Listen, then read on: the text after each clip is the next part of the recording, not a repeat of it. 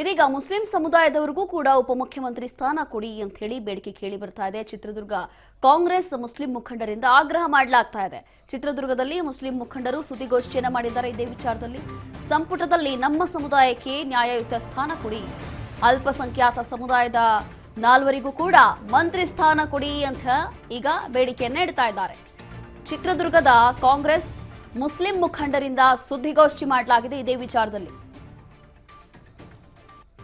ಹೀಗೆ ಮೊದಲನೇದಾಗಿ ಯಾವಾಗ ಉಪಚುನಾವಣೆಯ ಸಂದರ್ಭದಲ್ಲಿ ಮುಸ್ಲಿಂ ಸಮುದಾಯಕ್ಕೆ ಟಿಕೆಟ್ ಕೊಟ್ಟಿಲ್ಲ ಅನ್ನುವಂತ ಒಂದು ವಿಚಾರ, ಅದನ್ನ ತೇಪೆ ಹಚ್ಚುವಂತ ಕೆಲಸ ಈಗಾಗಲೇ ಕಾಂಗ್ರೆಸ್ ಸರ್ಕಾರ ಮಾಡಿದೆ. ಹೇಗಾದ್ರೂ ಅವರಿಗೆ ಕನ್ವಿನ್ಸ್ ಮಾಡಬೇಕು ಅಂತ ಹೇಳಿ ಕೆಲವೊಂದು ಬೆಳವಣಿಗೆಗಳಾಯಿತು.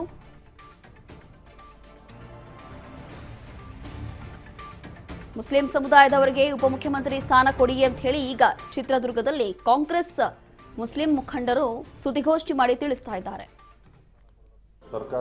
ಸರ್ಕಾರ ಬದಲಾವಣೆ ಇದ್ದು, ನಮ್ಮ ನೂತನವಾಗಿ ಸಿಎಂ ಬದಲಾವಣೆ ಇದ್ದು, ಅದಕ್ಕೆ ಡಿ.ಕೆ. ಶಿವಕುಮಾರ್ ಅವರು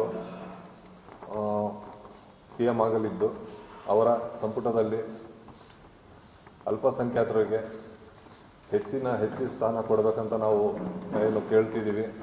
ಅದರಲ್ಲಿ 4 ಸ್ಥಾನ ನಮ್ಮ ಅಲ್ಪಸಂಖ್ಯಾತರಿಗೆ ಮಿನಿಸ್ಟರ್ ಸ್ಥಾನ ಕೊಡಬೇಕಂತ ನಾವು ಕೇಳ್ಕೊತಿದ್ದೀವಿ. ಅದರಲ್ಲೂ 1 ಸ್ಥಾನ ಡಿ.ಸಿ.ಎಂ ಸ್ಥಾನ ಕೊಡಬೇಕಂತ ನಮ್ಮದು ಒಂದು ಬೇಡಿಕೆ ಇದೆ.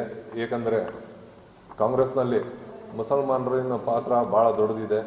ಪ್ರತಿ ಸರಿ ಯಾವುದೇ ಎಲೆಕ್ಷನ್ ಆದ್ರೂ ಅಲ್ಪಸಂಖ್ಯಾತರು ಭಾಳ ಹೆಚ್ಚಿನಾಗಿ ಮತ ನೀಡಿ ಕಾಂಗ್ರೆಸ್ನಲ್ಲಿ ಸರ್ಕಾರ ಬರಲು ಭಾಳಷ್ಟು ಪ್ರಯತ್ನ ಪಡ್ತಾರೆ.